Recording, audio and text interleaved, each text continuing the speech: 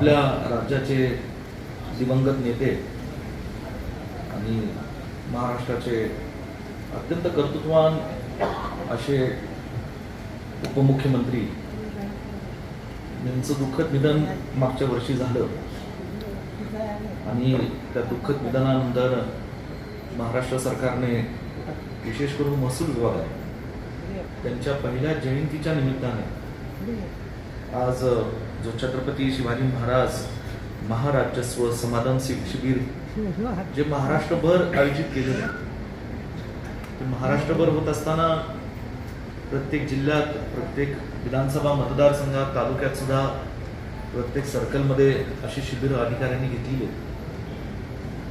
या कार्यक्रमासाठी आज उपस्थित असणारे पलूस कडेगाव विधानसभा मतदारसंघाचे माजी आमदार भाजपचे ज्येष्ठ नेते सन्मान्य पृथ्वीराज बाबा देशमुख, रयत शिक्षण संस्थेचे उपाध्यक्ष आणि सांगली जिल्हा मध्यवर्ती बँकेचे संचालक सन्मान्य महेंद्र अप्पा, या ठिकाणी उपस्थित असणारे जिल्हा परिषदचे उपाध्यक्ष श्री ऋषिकेश लाड, पलूसच्या प्रथम नागरिक नगराध्यक्ष सभापती संजीवनी पुदाने मॅडम, पंचायत समितीचे सभापती श्री जगन्नाथजी मोटे, उपसभापती पलूसचे सन्मान्य वैभवजी उगळे, पलूसचे उपनगराध्यक्ष म्हणजे तरुण सहकारी रोहितजी दळवी, जिल्हा परिषदचे गटनेते अंकुरकोट जिल्हा परिषदचे सदस्य सन्मान्य सुदीपजी गर्दे, इथे उपस्थित असणारे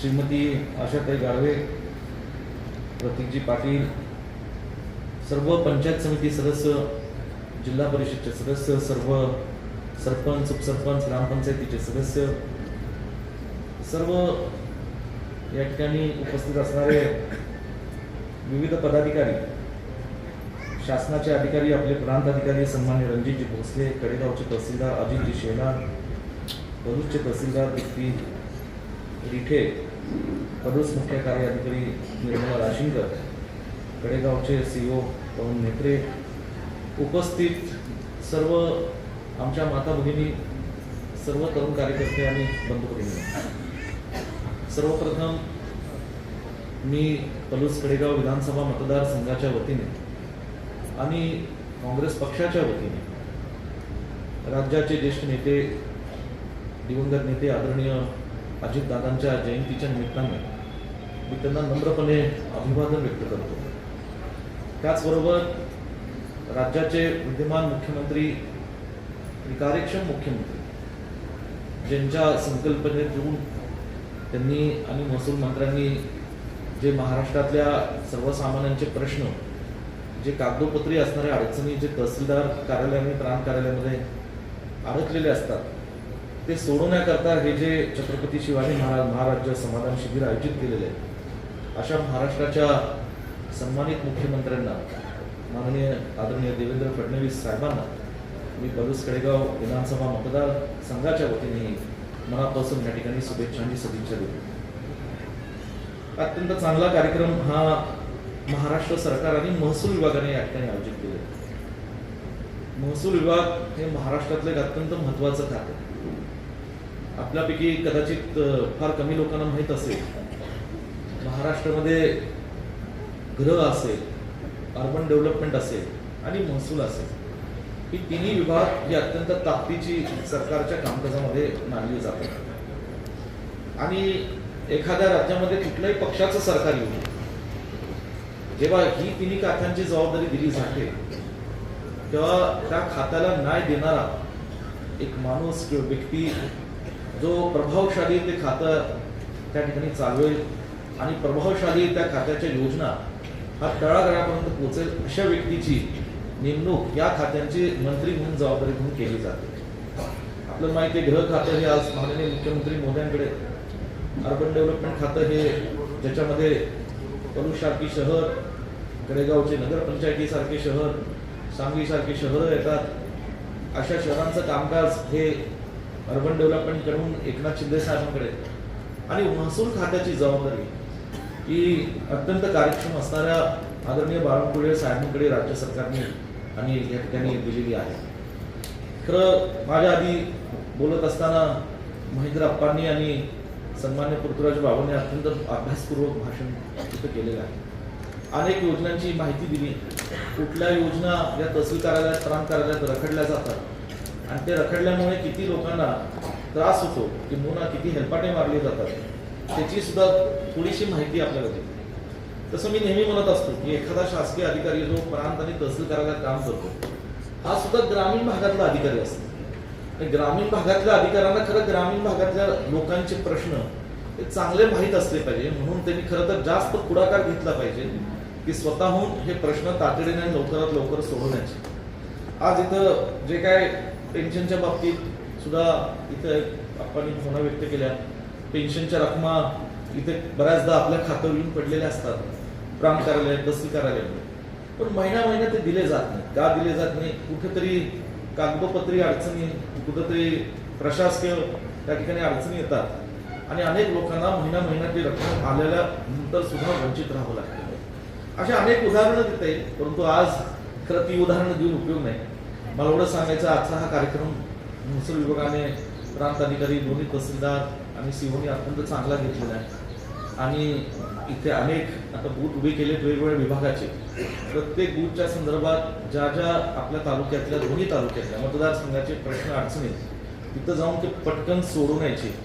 आणि म्हणून प्रांतसाहेब, माझी तुम्हाला विनंती आहे, थोडं साथ झालं बिघडत नाही. तुमच्या अधिकाऱ्यांना सगळ्यांना जेवणाची व्यवस्था मी करतो, परंतु जर लोकांना इथं प्रश्न सोडवायचे असतील, थोडंसं या ठिकाणी आणखी वेळ देऊ शकलात, निश्चितपणे जी थोडीशी फार कदाचित दिवसभराच्या कामकाजामुळे वंचित राहतील त्यांना सुद्धा न्याय देण्याची भूमिका ही आपल्या सगळ्यांकडनं होऊन जाईल. मला या ठिकाणी आज सांगायचं आहे, थोडंसं मी जास्त लांब लचक बोलणार आणि मी आज पहाटे 1 वाजता दिल्लीहून आलेलो आहे आणि 2 दिवस दिल्लीमध्ये आमचे नेते राहुलजी गांधींच्या सोबत जे तरुण पिढीसाठी आणि युवा पिढीसाठी ते लढाई लढत आहेत, त्या लढाईमध्ये एक काँग्रेस पक्षाचा कार्यकर्ता म्हणून त्या ठिकाणी त्यांच्यासोबत, प्रियंकाजीसोबत आणि देशातल्या हजारो तरुणांच्या सोबत मी त्या ठिकाणी होतो. आज खरं तर पृथ्वीराज बाबांचे आभार मानेल. जेव्हा प्रांतांनी मला सांगितलं की हा कार्यक्रम आयोजित करतोय, त्यांना सांगितलं सर्व पक्षातील नेतेगण यांना बोलवून ठेवा. आणि मला खात्री आहे की ह्या मतदारसंघात राजकारण करताना कुठं टोकाचं, द्वेषाचं राजकारण अजिबात आम्ही करत नाही. आणि त्याच्या पाठी भूमिका एवढीच असते की लोकांमध्ये मेसेज गेला पाहिजे की हे टोकाचं, द्वेषाचं राजकारण करून शेवटी एकमेकांचं नुकसान होतं, फायदा काहीच होत नसतो. आणि इथे आम्ही जे बसलेलो आहे सगळेजण, हे लोकांचा फायदा करायला बसतोय, लोकांचे प्रश्न सोडवण्याकरता बसतोय. जिल्हा परिषद सदस्य असेल, पंचायत समिती सदस्य असेल, भरूच नगरपालिकेचे नगरसेवक असतील, ही सगळी कुठे ना कुठे ज्या लोकांनी त्यांना विश्वासाने मतदान करून निवडून दिलं, एखादा सरपंच असेल, त्या लोकांचे प्रश्न सोडवण्यासाठी ही सगळी मंडळी आमच्यात बसलेली. म्हणून नेहमी साहेबांच्या, कदम साहेबांचं जे काही संस्कार, परंपरा या मतदारसंघात आलेली आहे की चांगल्याला चांगलंच म्हणायचं, चूक ते चूक म्हणायचं आणि पुढं चालत राहायचं. आज मला या ठिकाणी ज्या योजना आहेत बरेच आहेत, म्हणजे आता ती आधी वाचत बसलो तर कदाचित पुढचा अर्धा तास आहे, पण तुम्हाला ते चांगल्या बऱ्यापैकी माहिती आहे. जे राजकारणामध्ये थोडेसे सक्रिय असणारी मंडळी असतात, ज्यांना राजकीय परिपक्व असतात, त्यांना सगळ्या योजना या ठिकाणी चांगल्या पद्धतीने माहीत असतात. आणि म्हणून आज या योजनांचा लाभ आपण सगळ्यांनी द्यावा. थोडंसं या ठिकाणी आज तब्येत बरी नाही, परंतु बाबा आणि आप्पा आणि प्रांत अधिकारी भोसले सर म्हणून येण्यास मला उशीर झाला, त्याबद्दल सर्व लोकांची मी मनापासून दिलगिरी व्यक्त करतो. आणि सर्व प्रांत अधिकारी आणि तहसीलदारांना माझी विनंती आहे की आलेल्या लोकांना पाणी आणि किमान चहा आणि बिस्किटची व्यवस्था थोडी ठेवली तर बरं होईल. कारण माणसं कडेगाव तालुक्यातनंही आलेली आहेत, पलूस तालुक्यातनं आलेली आहेत, ते त्यांच्या सोयीनुसार लांब आले, पाऊसही पडतोय. अशा परिस्थितीत हे कार्यक्रम आपण आज घेतोय. कुणाला शंका येत असेल की इथं परूच्या बाहेर या मंगल कार्यालयात काय घेतलं, मोठी मंगल कार्यालय होती तिथं काय नाही घेतलं, तिथं पार्किंगची व्यवस्था जास्त चांगली होती तिथं काय नाही घेतलं. प्रांत आणि तहसीलदारांनी सगळ्या मंगल कार्यालयांना या ठिकाणी फोन केले, विनंती केली, पण सगळ्यांकडे कुठे ना कुठे लग्नाचे कार्यक्रम असल्यामुळे आणि प्री बुकिंग असल्यामुळे शेवटी हा कार्यक्रम आम्हाला या ठिकाणी इथे या मंगल कार्यालयात घेण्यात आला. सगळे प्रयत्न केले होते त्यांनी प्रामाणिकपणे, परंतु इथं सुद्धा पार्किंगची व्यवस्था आहे. आपण सगळ्यांनी या आजच्या दिवसाचा जास्तीत जास्त लाभ घ्यावा अशी मी नम्र विनंती. बाकी आता राजकारणावर मी फार काही बोलणार नाही. बाबा आणि तुम्ही आपण सगळेजण कडेपूरच्या ग्रामपंचायतीला मी परवा भेट दिली आणि खरोखरच कडेपूर ग्रामपंचायतीने अत्यंत कौतुकास्पद असं काम केलेलं आहे. देशामध्ये ई गव्हर्नन्समध्ये सतीशजी देशमुख यांच्या ते सरपंच आहेत त्यांच्या नेतृत्वाखाली कडेपूर ग्रामपंचायतीने तिथे नंबर पटकवला आणि पलूस कडेगावचा आणि सांगली जिल्ह्याचा मान उंचवण्याचं काम केलं.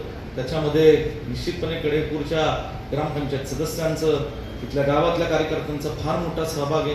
जितेश कदम सुद्धा पंचायत समितीचे सभापती म्हणून त्या जेव्हा केंद्राची कमिटी आली होती त्या ठिकाणी उपस्थित होते. बाबांचं मार्गदर्शन आहे, अनेकांचं आहे आणि या सगळ्यातून कडेपूरला हा पक्का नंबर मिळालेला आहे.